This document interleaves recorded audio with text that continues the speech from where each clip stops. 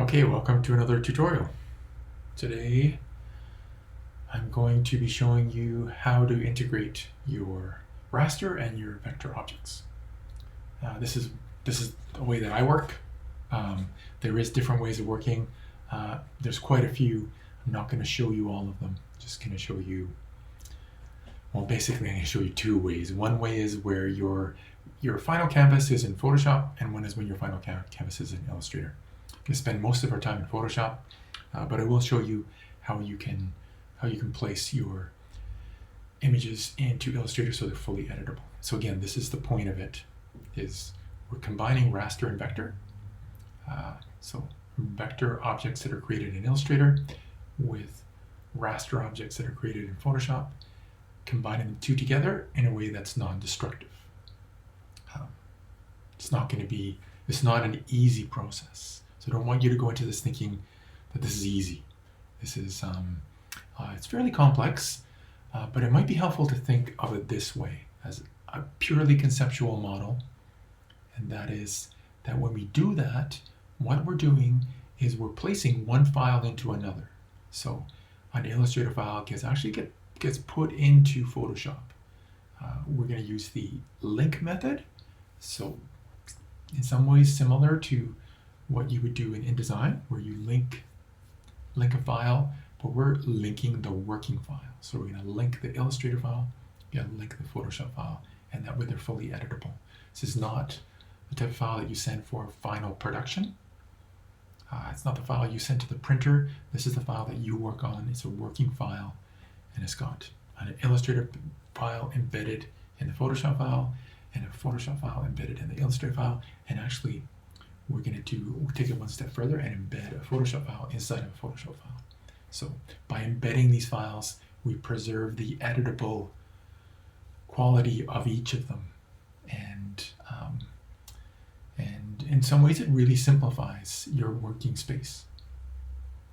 So why do we do this? We do this because it's non-destructive. It's the main reason. So we're leaving our options open. We place the file in, and we still have the option of going back and changing the way that things appear and the way that things are cropped. So we'll end up with a file something like this. This is one I did quickly before. So I just took an image that I found on Splash. I want to encourage you to work with your own images in this exercise. So this is a technical exercise that you do to practice what I'm showing you. What you need to do is you need to meet the technical requirements of the exercise. It doesn't have to be creatively perfect, but by working with your own portrait, hopefully that'll move you along with your self-portrait and save you a bit of time, because I know you all have a limited amount of time available. So let's get started. So this is one I did before. So I'm going to start working with this file here, and what I'm going to do is I'm going to close tool it. So if you already have a closed tooled photo of yourself, you can skip to the next step. You can skip right over this. But I'm going to do some work on this in order for me to close tool it. When I saw this image, I was inspired by Rubén González, who is a Cuban, very famous Cuban musician. I posted a link to this Spotify file that I was inspired by. Rubén González is from Cuba. Pretty sure he's from Havana. Never been to Havana, but I've wanted to go for a very long time. So when I see this kind of image, I'm very inspired by it. What I want to do is I want to add more space around this character so that I have room to add my other images on it. So I'm going to use this process that we've already seen before, which is the crop tool and content aware to add more. I'm going to start by adding more room on the side, so more shoulder. I'm just going to enter and let Photoshop do its work. And pretty sure Photoshop will figure this one out. I'm not diminishing the incredible IA that goes into doing this, but it's nothing compared to some of the other things that we have to do. So, and then I'm going to add to the above is set to. And this part, I don't think Photoshop will get this part, but we can I can edit around it quite a bit. This is a very grainy photo, and the effect that I'm going for makes it so that that's not so critical, right? So with this part here, what I'm just gonna clone over top, and that way I can. So I'm just taking the rubber stamp tool, and I can click and clone over top. I could use the healing tool, but in this case, I find that I actually have enough control just doing it this way. And I'm not super, again, the effect that I'm going for is going to be very low on detail. So I'm not super worried about getting it exactly right. All I want to do is set this up so Photoshop can do a good job of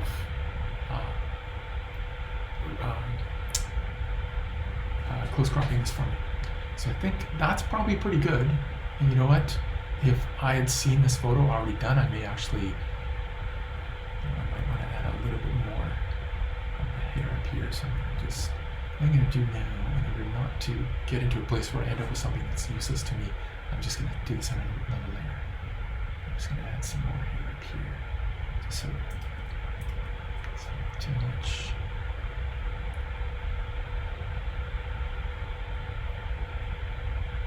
What I want to do is make sure that I'm not too aligned, so that doesn't look too fake. I mean, I know it's going to look a little bit fake, especially because we know. But,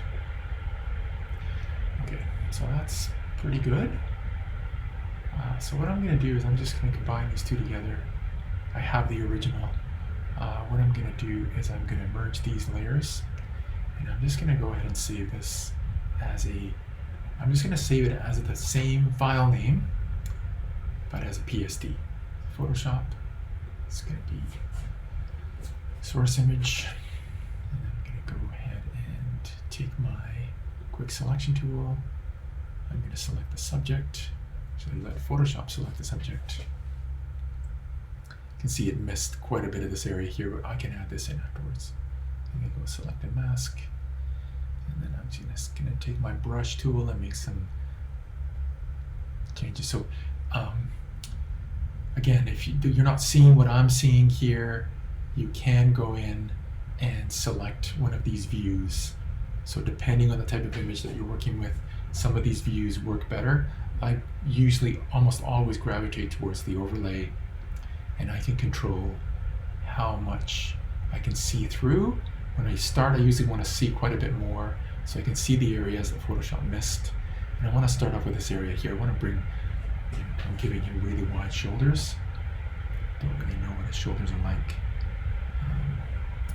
But I'm going to start with a brush tool, and I'm going to, I can use these controls here, but the brush tool is very convenient. It's the same as in Photoshop itself. We're now in the selected mask area, but in the main Photoshop editing space, if I right click, it allows me to access these functions right from where my brush is, so I don't have to go back and forth up here. So it's very useful.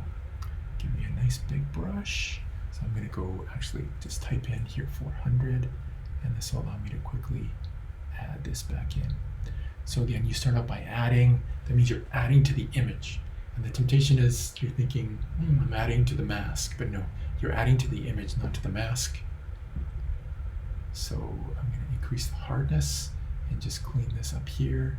So I'm going to click once, hold my shift key down, click again, and then increase the hardness again, because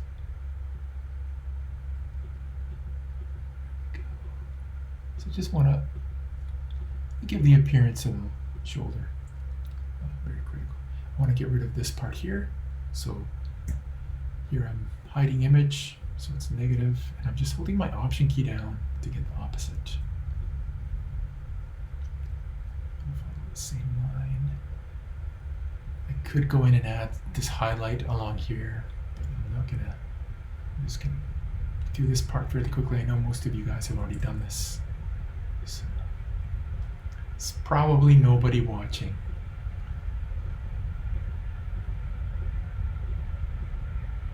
Okay, smaller. And you know what? If you're watching this, great. the best way to learn how to use this tool and do this close tooling work is to actually practice it on your own files.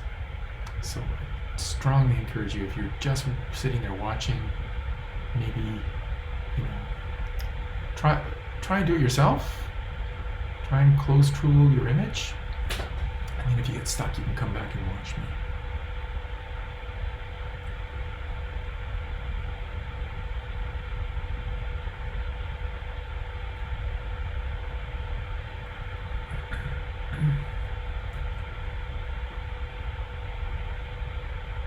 Okay, so once I have the major areas drawn back in, I think nothing's there.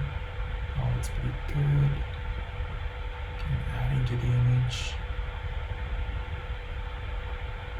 Now what I want to do is I want to go and get Photoshop to check the edges, to enhance the edges. So the edge enhancement tool is particularly powerful with hair. This whole image is very grainy, so it'll be, it'll probably correct many of my edges. Maybe it won't. I don't think I've ever used this edge tool with such a grainy image. So we'll have to see how it works. But it'll make some improvements anyways, even if it's not very noticeable. So that's looking pretty good. And again, with the effect that I'm going for, it's not so critical. So what I want to do is I want to especially correct some of this hair here, where this edge is very hard. I want to kind of soften it. So this is where the edge tool can be really useful. So I'm working with a 21 pixel brush, and I'm going to start off by adding to the image, see what it does. Just going to add back in some of this area that it hit on the first round. Go up here, add some of this. I'm just painting over top. I want to go in and soften up some of these areas here. So I'm just holding my Option key down to get the opposite. Doesn't seem to be doing very much. That's a pretty hard image, the image itself, so it doesn't look like it'll correct much there. But it did add some of this hair back in. I'm going to add some of this as well. I'm not going to spend a ton of time on this part because you guys have already gone over this with you. I want to get my image fairly close to where I want it in the end. This is the part that I painted back in, and so I'm not going to worry too much about it because it's not that great to start with. And some of these fine hairs, you can pull some of those in. It's really going to make your image come to life. It's the little wisps of hair and the details that'll make it really come to life. Cropping off stuff like this.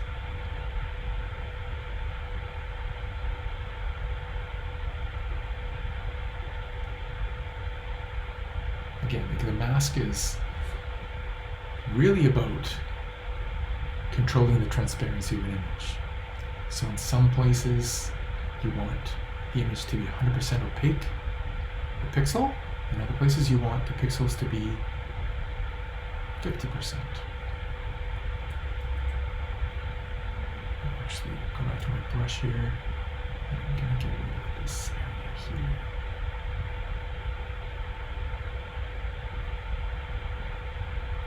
Back to the edge tool, which I think is K. Nope. Switch this.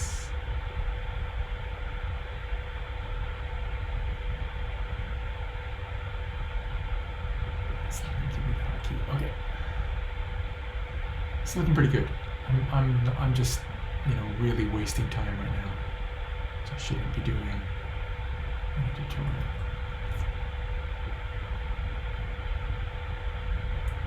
Okay, there's just making a mess of it. So I'm just going to leave this as it is. I think it looks pretty good. I'm going to go ahead and make this a layer mask. So click OK. So again, I'm going to save it. So I've already saved it as a PSD. I'm going to save it again. with my mask. The next thing I want to do, I actually want to use basically the full width. It's not very well centered, so I'm going to go ahead and crop this again. Get rid of some of. I'm going to center this somewhere around the middle of the forehead. And I'm going to take my crop tool and I'm just going to pull this back. So it's a little bit. I don't need that extra image that was on the side, so I'm going to hit save. What I'm going to do now is I'm going to size this. So this is where I got the image from. Go back to our project I was working on. Let's go back to our term project self-portrait and look at what the requirements are. Because from here on in, you want to be working at actual size. So if we look here at what the final deliverable is, here we can see that we need to work to something that is 66 by 102 pixels. For this exercise, you can work at 150 pixels per inch, but you've got to be working at that size. So what I'm going to do is this image is saved. What I want to do is I want to resize the image, but not resample it. So again, we went over this previously, and if you need a refresher on it, totally understandable. That is not the easiest concept. So here we see that the resolution of the image is 72. So for this exercise, you're welcome to work at 150. And what you want to do is you want to set the minimum size of the image. So we're going to work at 150 pixels per inch. If you're working on your final image, I want to encourage you to at least work at 250. Your images are going to start to get bigger. 300 dpi is very high quality. If you find that your images are just going too slow, bring it back down to 150. That's acceptable for printing on our school printers, but it's going to be higher quality if you can go up to 250. So I'm just making a note of that so that I can talk about that too, guys and girls. 250.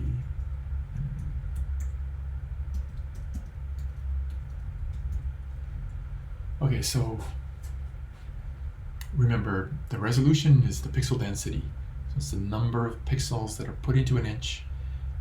And if you imagine, that circle that you made in that paper exercise, if each halftone dot that the computer prints is made up of, if each halftone dot is made up of more pixels, it's going to be a cleaner dot.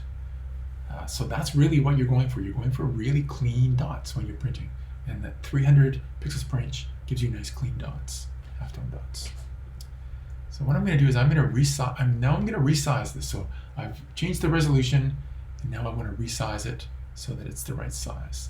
So here's where I'm going to do a little trick that will save all this work that I've done.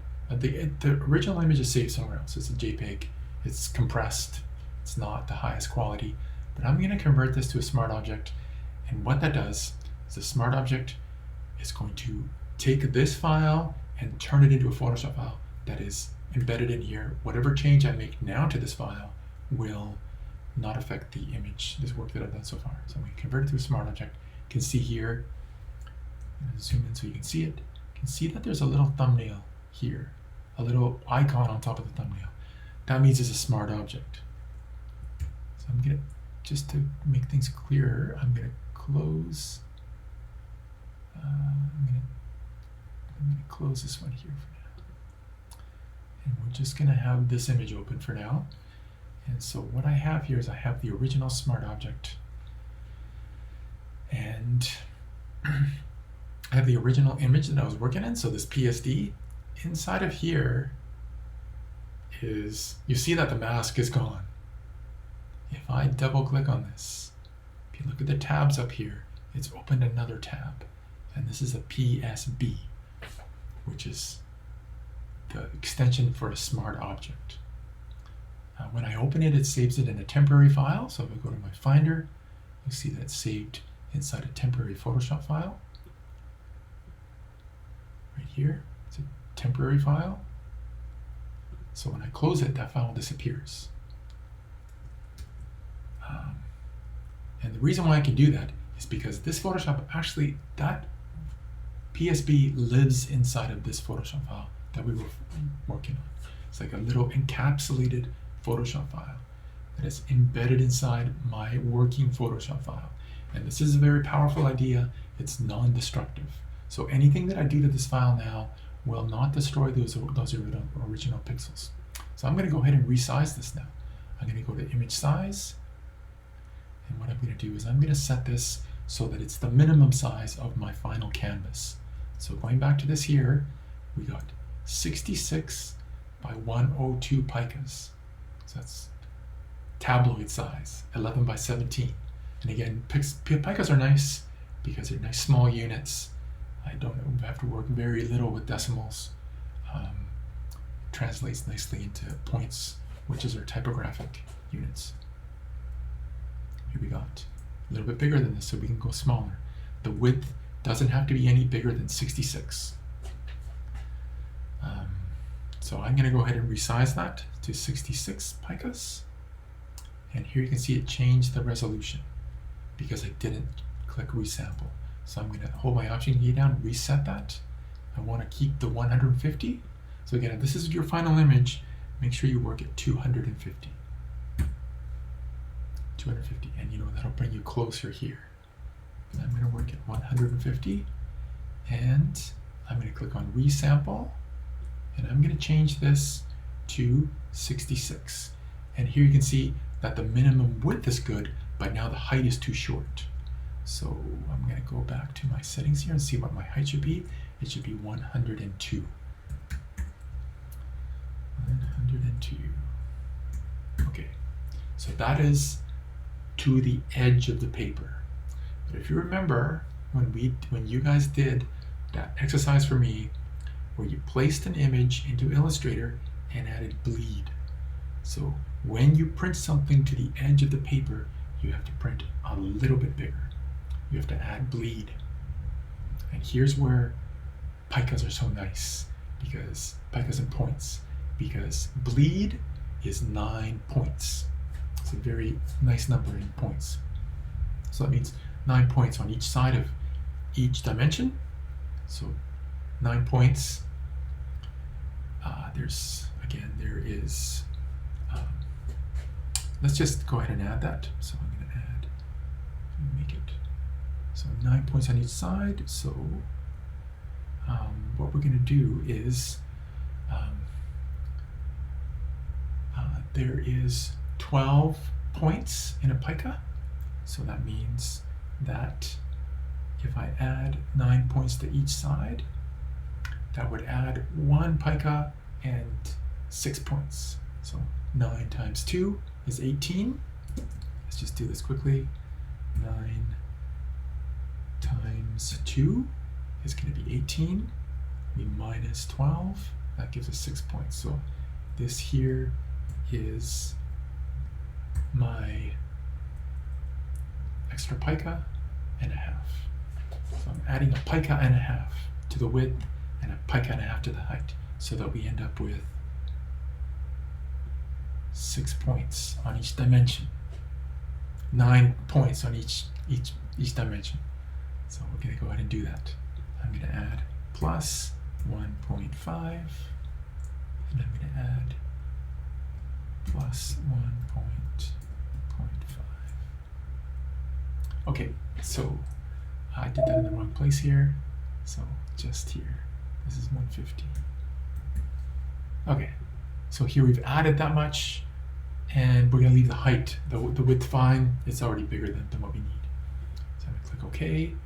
So this resized it. If I double click into here, this is still the original size. In fact, I have my crop tool selected, and if I disable this layer mask, you can see here that not only is the pixel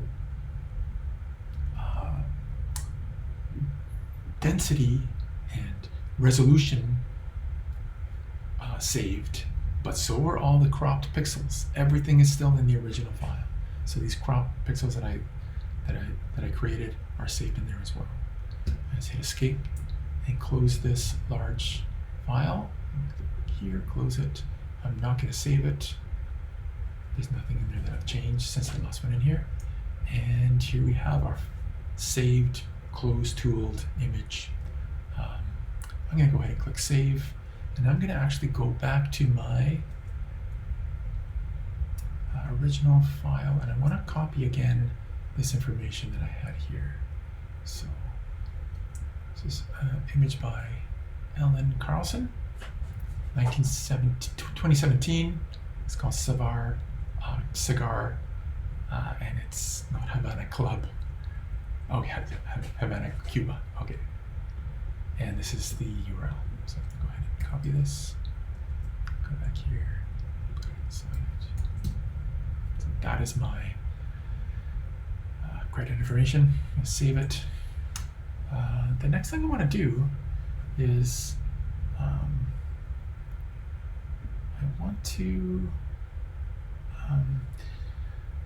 I want to create another Photoshop file that's the right size that I can be working at. So we already know what those are.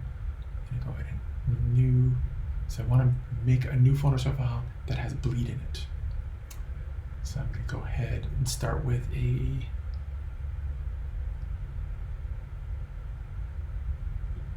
print tabloid. I'm going to go for 150. If you want yours to be really high quality, then go a little bit larger. So go 250 or 300 if you can do that. So here for the width, I'm going to do the same thing. I'm going to add 1.5 picas. And I'm going to add 1.5 picas. Oops. That would be huge. Picas, 150. RGB color is fine. This here is fairly important, but we're going to leave that for now. That's fine. We may get to talking about the bit depth in this course. Okay, I'm going to go ahead and click on Create. So this is going to be my final canvas. I'm going to go ahead and save this. I'm going to call this. I'm not going to save it to the cloud. I'm going to save it to my computer.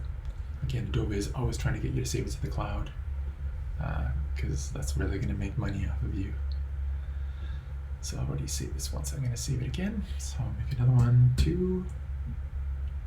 I'm going to save it as a Photoshop file. Go ahead and click on save. Okay, so going back to the final deliverable for this is this size. Final printed image, that size. 66 by 102 picas, which is 11 by 17 inches. So this is what we have here, and we can see that by clicking on the chevron and go to document dimensions. That's giving it to us in pixels. So let's take a quick look here, canvas size. Get it in picas, and we got 67.5 by 103.52. So it's close enough. So this is the final canvas size. What I'm going to do is I'm going to place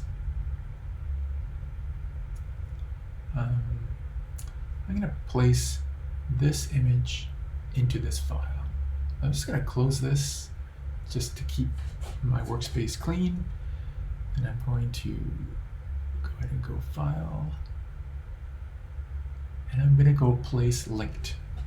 So placed link will mean that this image that I'm placing in there will not actually live, unlike the last smart object that we work with, this image will not live inside of my Photoshop file. It actually lives inside of this images folder on my computer, right? So it's separate.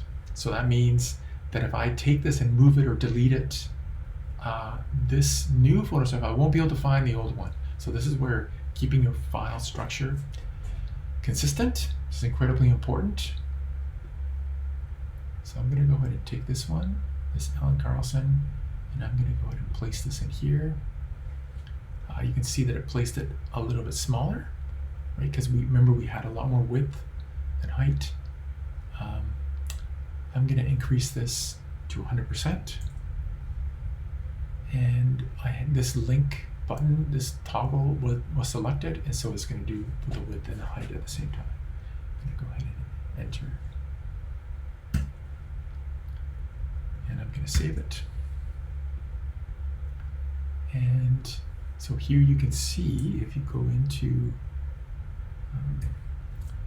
onto your layers palette, you see that again there is a little icon on top of this thumbnail. That means it's a smart object, but it's different. It's got a link on it, so that means it's not embedded, it's linked outside. So again, if I double click on this, it's going to open the other file, and here you can see is the other icon is embedded. So there's a document icon with a little square coming out of the file. That means it's embedded inside. So anything that I do to this file now, will automatically be updated in the other file. So I'm going to do something to this now.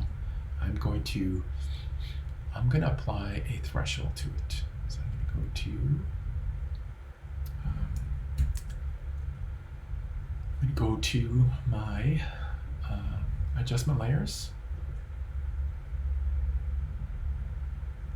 Apply a threshold to this.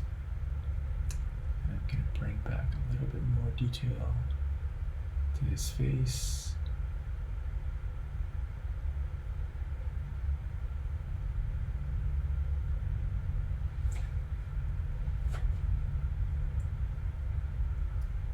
So I'm going to go ahead and click save.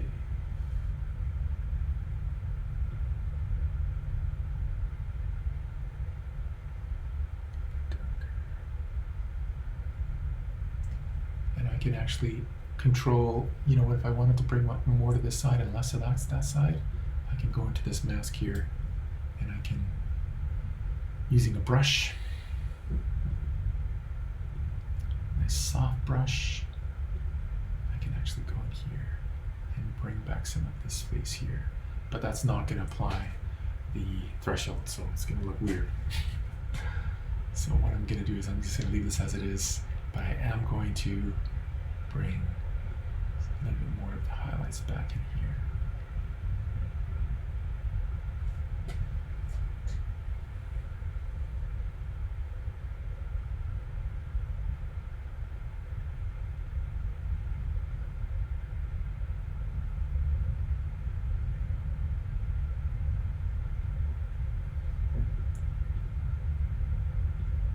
Okay, so I now have a threshold applied to this. I'm going to try one other thing. So I'm going to do this. I'm going to use our layer masks, layer comps. So I'm going to call this one threshold. Threshold. So I'm going to turn this one off. I'm going to try another one here. I'm going to try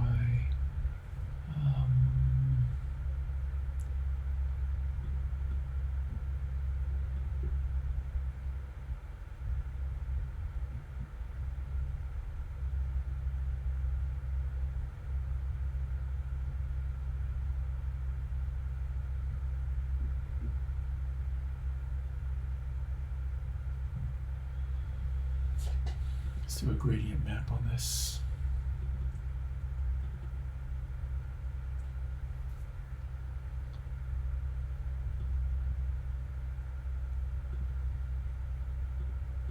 Just not going to use this one. I just want it for just so it's really clear. I want to have 2 layer comps, and this will be especially relevant in the last half of this exercise. So I'm going to call this one gradient map.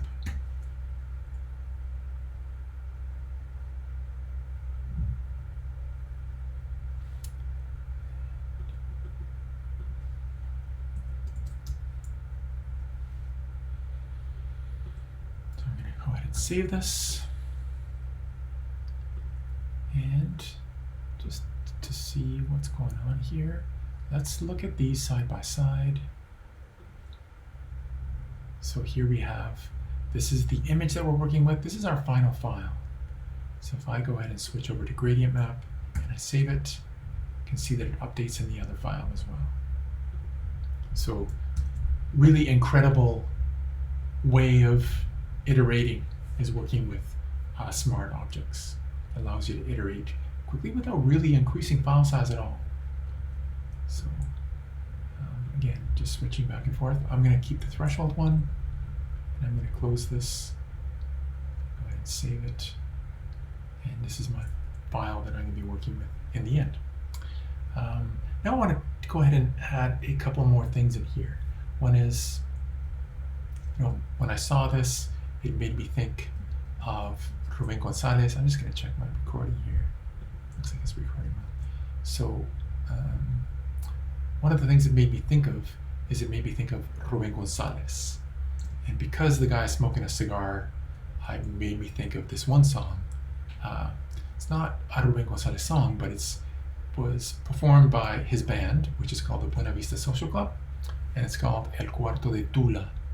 And El Cuarto de Tula is a song that's written by Luis Marchetti and recorded on the Buena Vista Social Club album in 1997.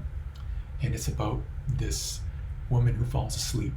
So Tula, she falls asleep and her room catches fire. And so there's this play in the song between the room catching fire and this idea of Tula, se quedó dormida, and le cogió candela. So the room caught fire. So on the one hand, there's this fire, but at the same time, there's this idea of this fire and the kind of pandemonium that comes out of it. So se ha formado la corredera is people are just running everywhere. So there's kind of like mad panic, but Luis is playing with this idea of the fire and craziness that goes with it, and also the craziness that goes with music and the creative space and partying and so this kind of metaphor he plays back and forth with. So it's a very beautiful song, and what I want to do is I want to use some of this copy to put into the file. So I've copied some of it, and I want to show you a couple of type ideas. The other thing I want to do is I want to work with a vector object. So again, I haven't done the research that you guys have done, so I just grabbed some assets. This is one of them that I grabbed, so I grabbed the flag of Cuba, and this is from the Commons on Wikimedia. You can see here that this file is in public domain, so I'm able to use it. It's created by Madden, and there's an SVG. So SVG is a vector file format, scalable vector graphics. It's a vector format. So if I download this, I can open it in Illustrator, and I can, so I've already downloaded it. So I'm going to go ahead and open it in Illustrator. One of the things that you have to do when you're working with smart objects is they need to be Illustrator or Photoshop in order to do that the thing where you can double click on it and it opens it in the editing program. Because if you don't, then it just opens it in preview. So you have to go ahead and change your system settings so it'll open it in the right place, which is a pain. So what you want to do is, if it is in a different format, if it's not in, so this is an SVG. So if it's not in Illustrator format, what you want to do is open it and save it as a Illustrator file. So SVG is scalable vector. You can see here that it's made up of vectors. So there's this star shape, and what I'm going to do is I'm just going to close this one and I'm going to open the Illustrator one. So I'm going to go ahead and open the Illustrator one. Oh, this one's already been edited. Okay. So I'm going to take this one, I'm going to go and I'm going to save it as an Illustrator file. So save as, and I'm just going to call it 2. Sure. Okay. Let's call it 2. Oh, I didn't save it as the right name. So file, save as. Make sure I'm saving it as an Illustrator file.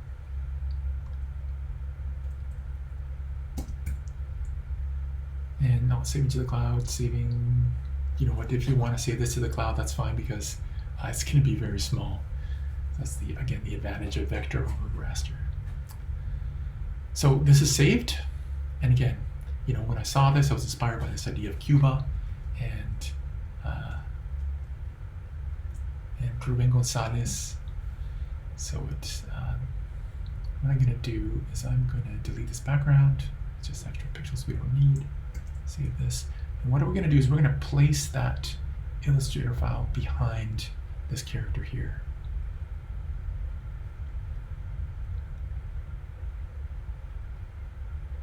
Okay. So file, place linked. Take the second one, go ahead and place it here. And so when I go and place it, let's just go back a second. So file, place linked. So again, embedded, embedded into the file.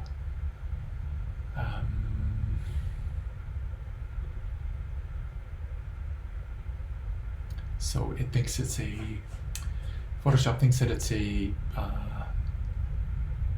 is a Photoshop PDF file, which is fine because PDFs support vectors. Doesn't matter.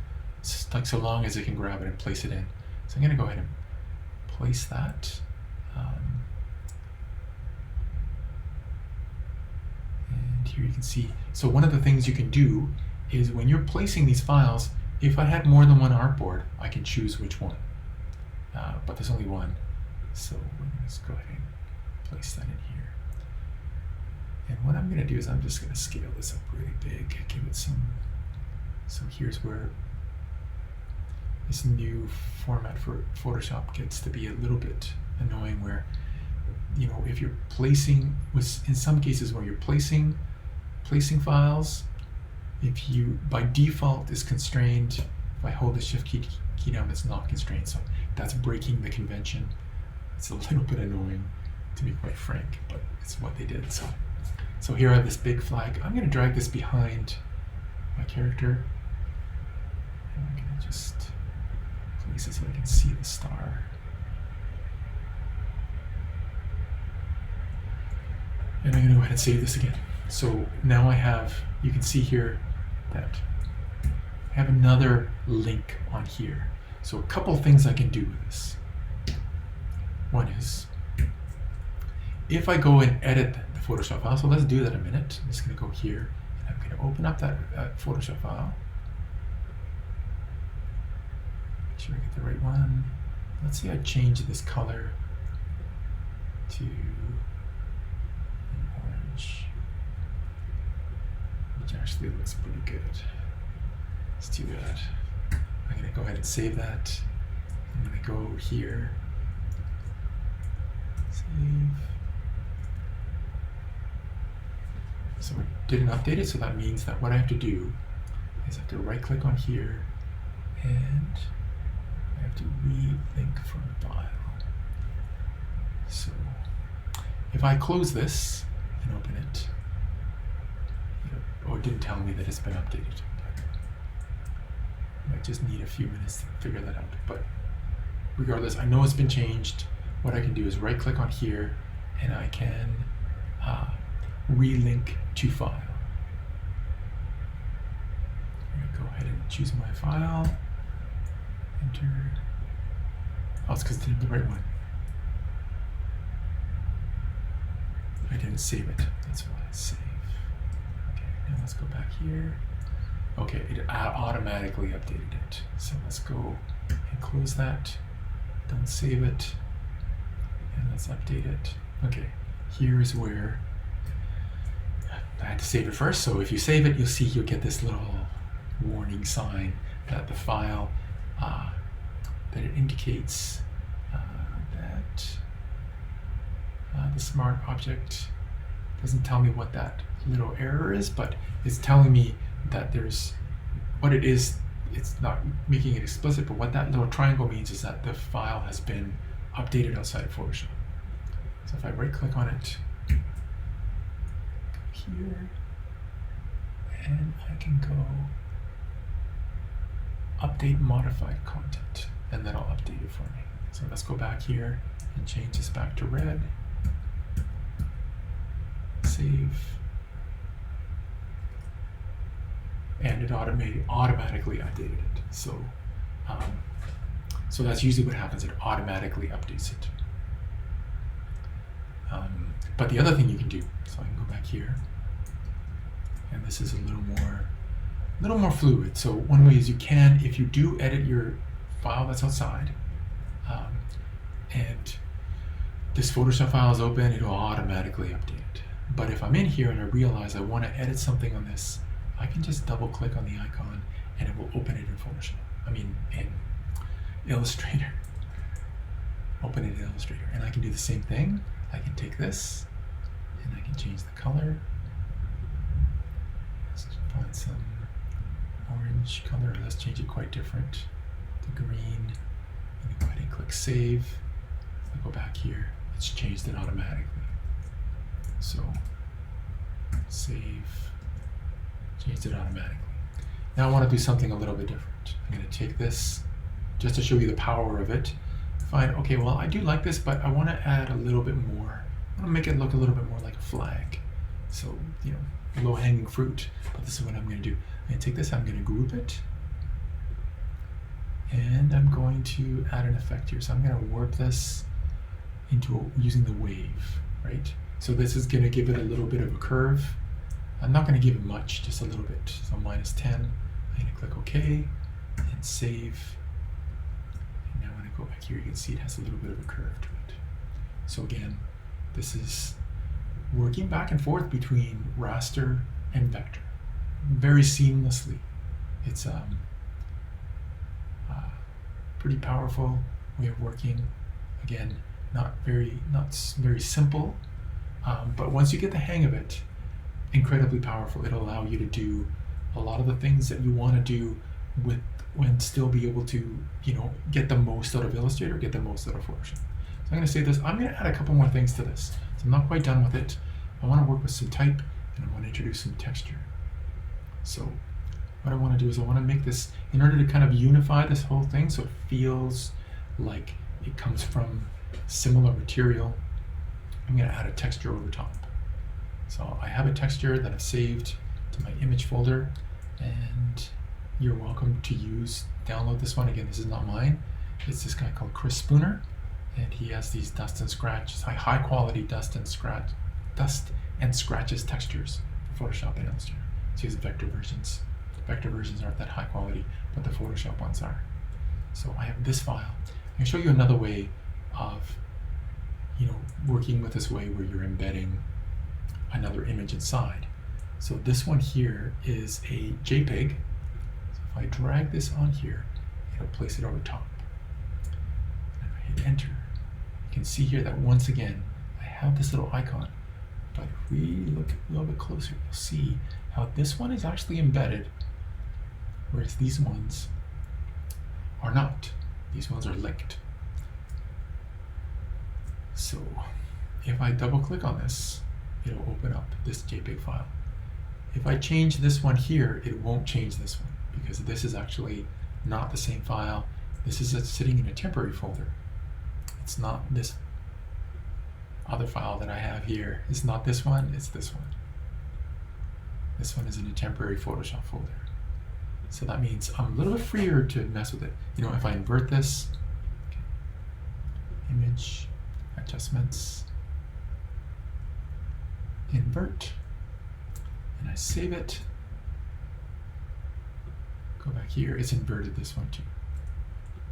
So let's undo that, save it, and then I'll take this one too. So this again, it allows me to work with this file that's not quite big enough. I can stretch it in size, and again, I'm not holding the shift key down, so by default that is going to be constrained. I know, this is probably the most confusing part of this whole exercise, is having, when I'm working in Illustrator, shift key down constrains. In Photoshop, it sometimes does. Anyways, here we have this texture over top. So what I want to do now is I want to integrate those two together. And Chris Spooner works with this one method of working with textures. It's his own particular way of working with it, but it works pretty good. So what you want to do now is you want to, this is over top of everything. So I can just work with my blending mode, and there's different effects that I can get. So depending on what I'm looking for, I'm actually just looking for something that looks like it's just a bunch of like dust and scratches over top. So I'm gonna make it look a little bit older, I guess. So this is one. So now I have a texture over top. It's kind of nice. Kind of unifies it, right? So then this image starts to feel like it's part of that one there. The next thing I'm going to do is I'm going to work with type. So I'm going to overlay some type over top.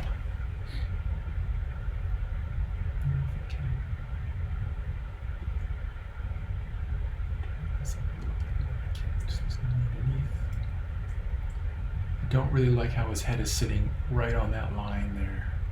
So what I'm going to do is I'm going to go Command T to do scale, and I'm going to enlarge this a little bit. So from the bottom,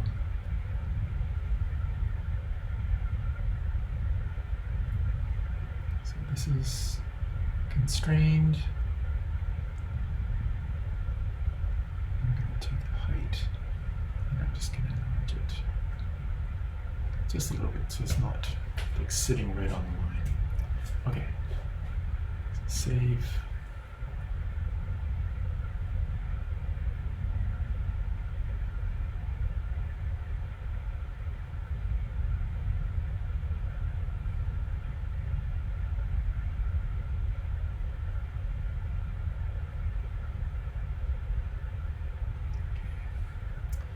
The next thing I want to do is I want to add some type. So I'm going to go here, and you'll remember I got this type from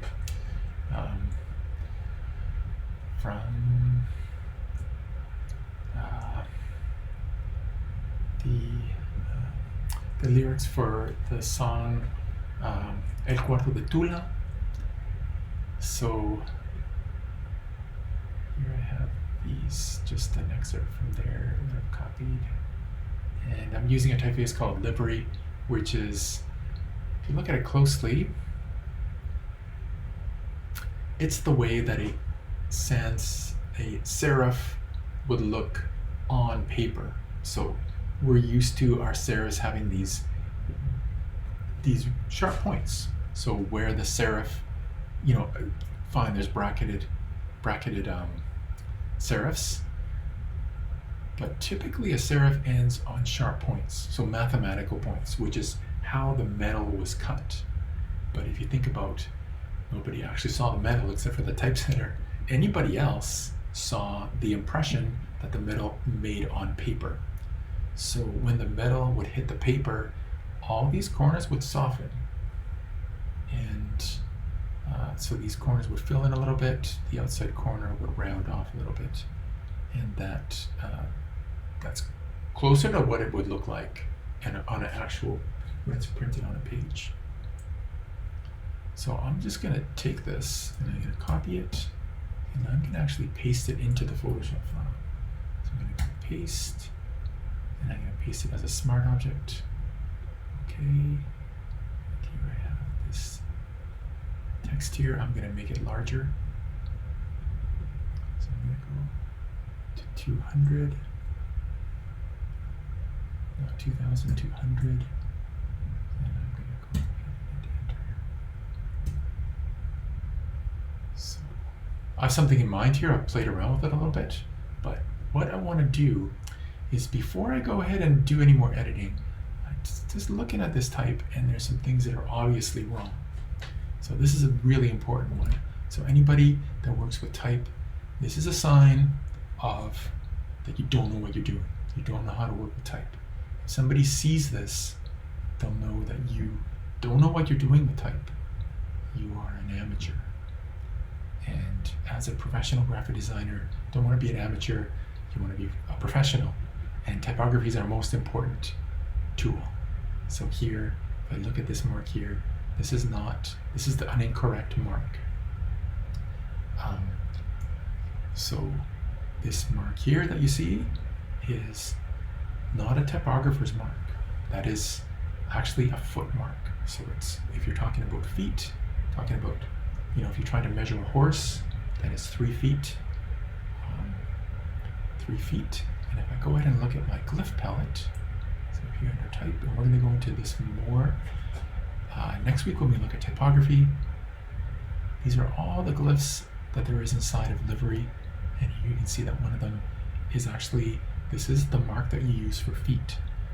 And over here is the one that we use for inches. So if it was 3 inches, we say 3 inches.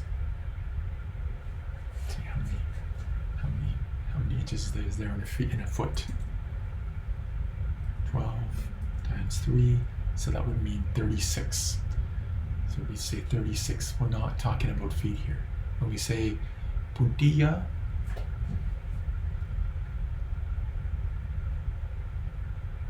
Evi busca a marco, we're talking about we need a little mark on there. That's a typographer's mark. So we want to go ahead and add that one. And so this is the keyboard shortcut. It's Option Shift. But when you're in Illustrator, and if you have your type settings correct, you will be looking for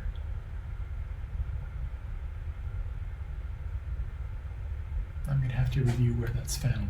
But here in your settings, you set it, and by default, it's set to use typographer's quotes.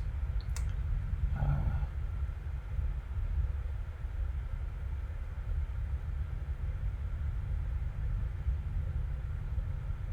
going to have to check where that is, but we'll do that. We'll go over that next week. Setting up your preferences to use or not use typographer's quotes. But if I look at my glyph palette, you can see here inside my glyph palette is also the typographer's quotes. So right here, this is the mark we actually want. Because Illustrator by default uses typographer's quotes, if I type anywhere, so if I copy and paste, it'll paste whatever marks are in the original file. But here, if I go ahead and I type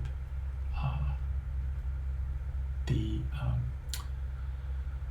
apostrophe, it'll give me an apostrophe instead of a footmark. So that's one way of doing it, is actually to go in here and just type and correct that. So and again, looking at the power of smart objects, I go here and save, go back to Photoshop, it's corrected that. The other thing I want to look at here, look at this, is that there are some places where these characters are a little bit too close together. So if I look at this here, this dot and the I and the F, they're actually starting to interfere with each other visually. They're too close.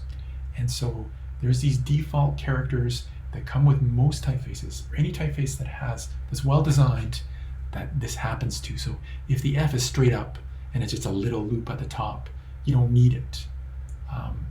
So most sans serifs don't need these special characters, but most serifs do. So what do you need to use here?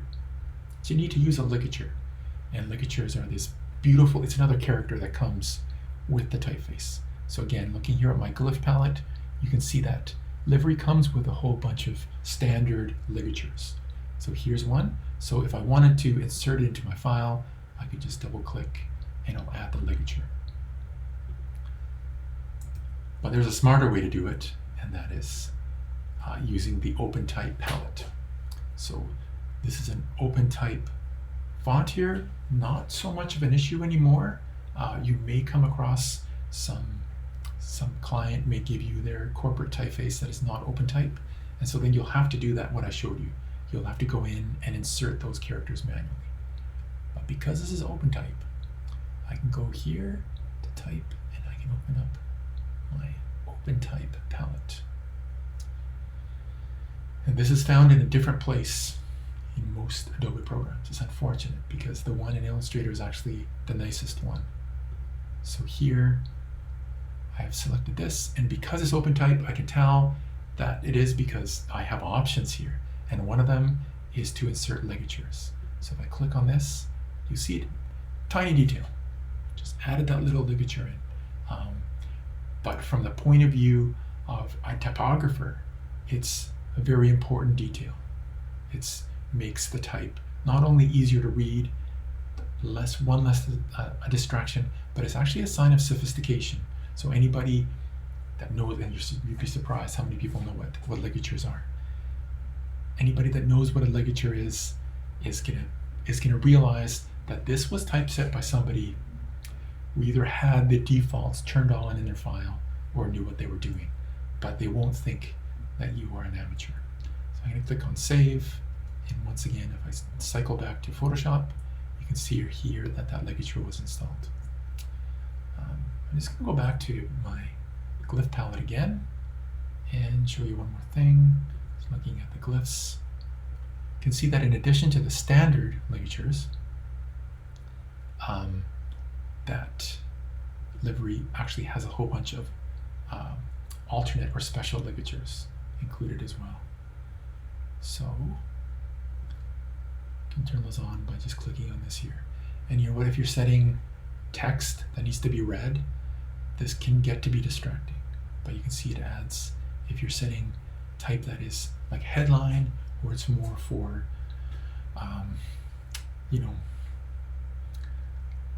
adding a bit of style to it, then this is totally appropriate to use these. So there's a whole bunch that got added in, and I actually think that they're quite lovely. They're beautiful. It also added an alternate ligature here, so it's not letters that are joined together, but it's a combination. So when you have a Q and a U, and you click on this, it changes the Q. So instead of like butting up with the U, those two letters together, especially in English, in Spanish as well, are very important. So it brings the tail of the Q underneath the U. So a nice little lovely detail. The other thing I want to do too is, which you guys, hopefully somebody was already calling me out on this should be italic. So I'm going to go ahead and italicize that. And the other thing too is this here. So some of you may or may not have noticed this, but this is actually the wrong type of numerals. So this here is numbers that were invented for selling things, not for reading. So this is actually not a terrible set of capital numbers, but just like you wouldn't type all capitals when you're texting somebody unless you're yelling at them, you don't want your numbers to punch out of the text. You want them to blend in and read with the text. So here is where we use, instead of using default figures, we're going to use old style figures, more appropriately called text figures, and they are for setting numbers in text. And the reason why they read nicely in text is because they are upper lowercase. So some numbers will sit above the line and some will sit below. So 6, 7, 8, 9. So some of them sit below and some of them sit above. In this case, they all are descenders, but if I was using an 8 in there, it would sit above, and it just gives you the same kind of feel as the type, which has upper and lowercase, so ascenders and descenders. So I'm going to go ahead and save this, go back to my Photoshop file, and here you can see that all these changes were updated in here. I'd encourage you to work with your type in Illustrator. So don't work with your type in Photoshop unless you really have to. You can use masks, and I'll show you a mask right now, one way of masking. But almost always you want to use the type in Illustrator because it's vector. It's a purer form of vector. You have more control over the vector part of it in Illustrator. Other thing I want to do to this too is I want it to be skinnier because I want to use it on half of my image. So I'm going to go ahead and I am going to change this into area type. Again, we're going to go over type more in detail in the next class, but I'm just going to go with a purely natural rag here. I'm not going to try and fix this. Let me get rid of that one middle there.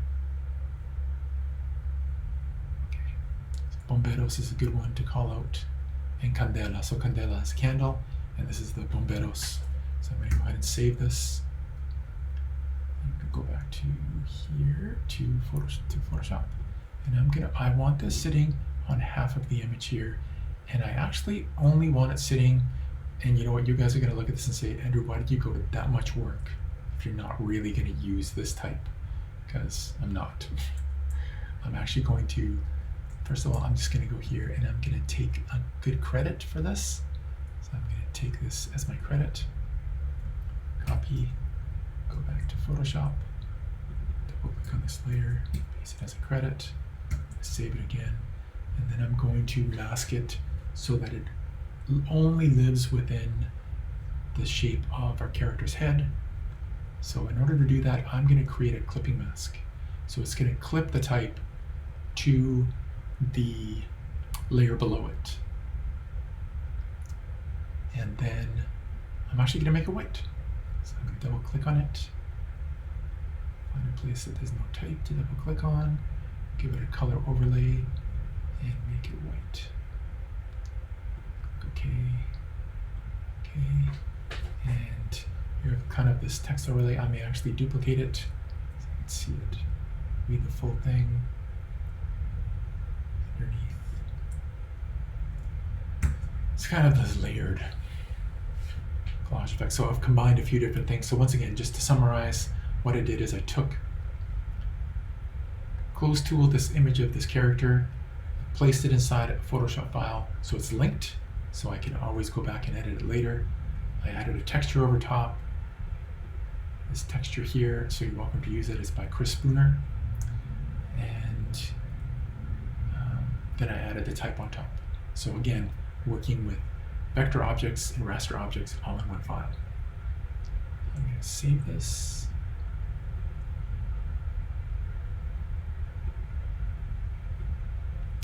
And then I'm going to show you how. So again, you're going to want to do multiple of these, but you can see how you can actually, you could either, save a new file, or you could. So for this exercise, you're going to do one, but for your term project, you're going to want to, not following my exercise, but using the same ideas that I've taught you today, you're going to want to be combining vector and object, and you're going to do 3. So working with smart objects will allow you to do that without, having all these ginormous files sitting around. So one other thing I want to show you, this, so you can see here along the edges that this mask that is in the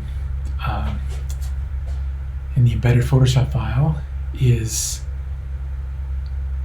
it does not have the same character as the image, so it looks like it's cut out. So this image is, you can see here the black is dithered, so it doesn't go, there's never any gray, it's just black and white. Whereas along the edges of the mask here, because the mask is soft, and the way it combines with the image below it combines with this kind of gray, dirty look. So I want to make those combine equally. So the way I do that here is I just go to switch from normal to dissolve, and dissolve gives me the same effect. So it gives me that it's either black or white, it's nothing in between. And so if I go ahead and look at what that does to my image, it has the same effect. So my image now, my type is going to dissolve as well. There's no gray, it's just either black or white. And it gets cut off right where the mask ends. So that is the Photoshop version. I'm going to go ahead and click save. And I'd like you to share that with me. So we're going to try that again. So make sure when you click on share here, it's going to get you to save it to the cloud. So I can save it into GD157 and go ahead and click save. Okay.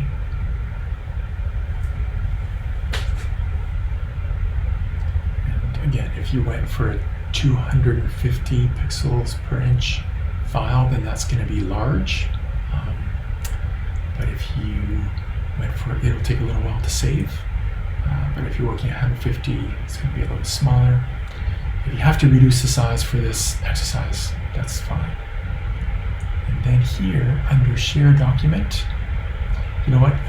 And again, some of you were able to fix this when I asked for it. So if you're able to change that, this is great. If you can't, then I totally understand. But let's keep trying and see if we can figure it out. So you can try typing my email address in there. That might actually give me access to it. The only thing is that this is my email address here, which is my Gmail account. That's my Adobe account. So you'd have to type in andrew.mckinley@gmail.com. But if you want to just try making sure that you've clicked on this gear and just select here, anyone with the link can view. So go ahead and click on that and make sure that you're allowing people to comment. So anyone with link can view, people with the link can comment. And go ahead and copy the link and paste it into the right submission, formatted as a link. Okay, so let's save this. So this is already saved to save to the cloud, so it's huge. I'm going to go back later and unsave it from the cloud. But what I'm going to do now is I actually want to look at what happens if we start working in an Illustrator file and we bring in a raster object over top. So I have this Photoshop file that you guys have seen already. This is where I was working with my type. So this file, Illustrator adds the bleed as a separate object for us. So if I go here to document setup, as you know, I can add bleed there. Same thing if I start with a new file. So go new file, and I choose the print tabloid. Here, instead of making me do the calculations myself, Illustrator is going to do it for me. So I'm just going to go here and I'm going to add 9 points all the way around. So I'm making sure that this is on and not off like that. So if this is on, it'll add it all the way around. And with Illustrator, you don't have to worry so much about resolution, so the number of pixels per inch, because it's vector, right? The only time when you need to worry about it, not so much worry about it, but think about it, is when you're working with raster effects. So if you're actually blurring things in Illustrator, then you want to make sure you set this to high, to 300. So, so go ahead and do that and set up this file. Then what you're going to do is you're going to go here to, once this file is set up and you've saved it, so file save as, make sure you're saving it in the root here. And Illustrator is not good at figuring out links. So if you start off with your Illustrator file in the wrong place, or you move a placed file, it's going to be a bit of a pain to fix it. So go ahead and set up your Illustrator file, save it. Okay. And then what you're going to do is you're going to go ahead and replace. And I'm going to do the same thing that I did last time. I'm going to work with the same image. And as you know, I saved it with layer comps. So I'm going to go find my image here. So this image here.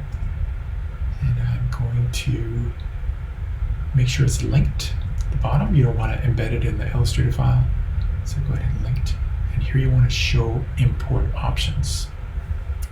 So remember, I set it up with layer comps. So I'm going to go ahead and place this image. And now, since I chose show import options, here you can see that it gives me the choice to use one of the layer comps. So I can either use threshold or the gradient map. Those are 2 layer comps that I set up. I could have, those we're just turning on and off adjustment layers. But so that'll go ahead and place it, and I can just resize it. So taking my selection tool, place it right on the bleed, not on the edge of the page, and go ahead and holding the shift key down, resize it so it's the right width. Pull this down to the bottom. And I'm not going to show you how to do everything again. I would do something totally different in Illustrator. So that's just the process I would follow working in that Photoshop file. But here I have this Photoshop file in here, if I select this now, you can see this is a linked file. Open up my link palette.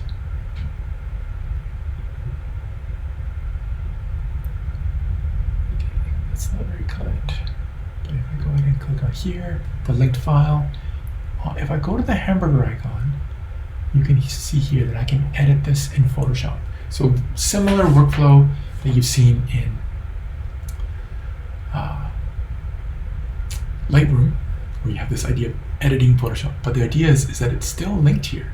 So if I go here and I go File, okay, let's go here, File, Save. So now I have this Illustrator file embedded in there. You can, if I go to the Finder, you can see that obviously I'm saving quite a bit of file size. So this one here, just make sure I get the right one. You can see that this Photoshop file is only 8 megs. So the image that I have embedded in it is 30 megs. So it's not huge, but it's significantly bigger.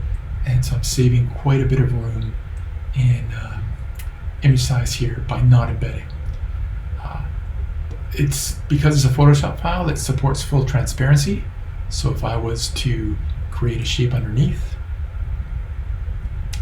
so I still want to work with the cube and star, my layers, create a new layer, call this one star.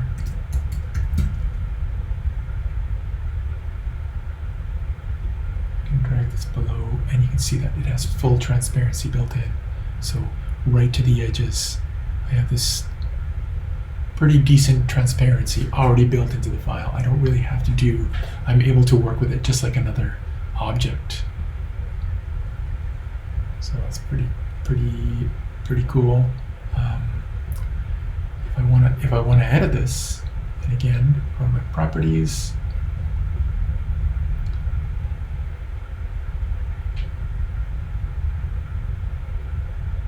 Here at the bottom of the link palette, so if I have my links open,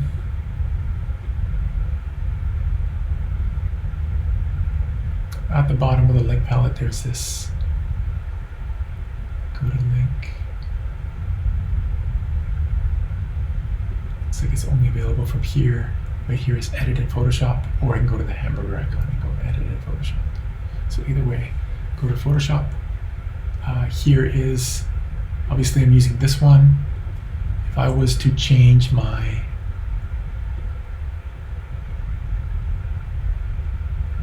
gradient map,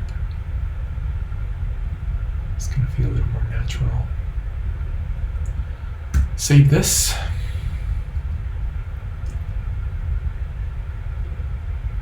Update. So automatically updated.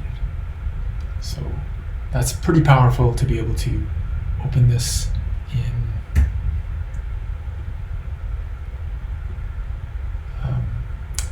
Photoshop and do those edits and then get this round trip editing for free. So I'm going to save this one as well. I've never done the sharing from Illustrator. So if you do it in Illustrator, I want you to do the same thing. I want you to save it in here and share it with me. Okay, so you're going to have to embed it. You have to embed the Photoshop file if you want to, once you go to share it with me. So wait until the end and then do that last step where you embed it. Great. So again, let me know how you find this tutorial. I covered quite a bit. It's a little bit longer than what I'd hoped, but again, you can skip ahead. Again, let me know what you think. So go ahead and upload your link and your JPEG. So with this one too, you'd want to go, you need to go File, Export As, and save it as a JPEG. JPEG, click Use Artboard, and go ahead and save this into the root here. Save it as an RGB. Go ahead and save it. So that's 300. It's probably bigger than what you need. I should be a little more careful with that. I'm going to close this. Here we go.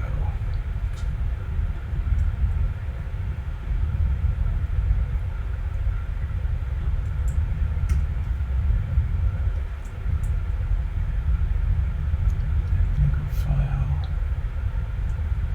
Export as. So this is from Photoshop. If you're working in Photoshop, you're going to go ahead and save it as a JPEG as well. And here the default, I think, is going to be smaller. 3 megabytes, it's fine. Go ahead and export and save. Save this. So that's it. So I'll look forward to seeing your exercise files. Thanks, guys.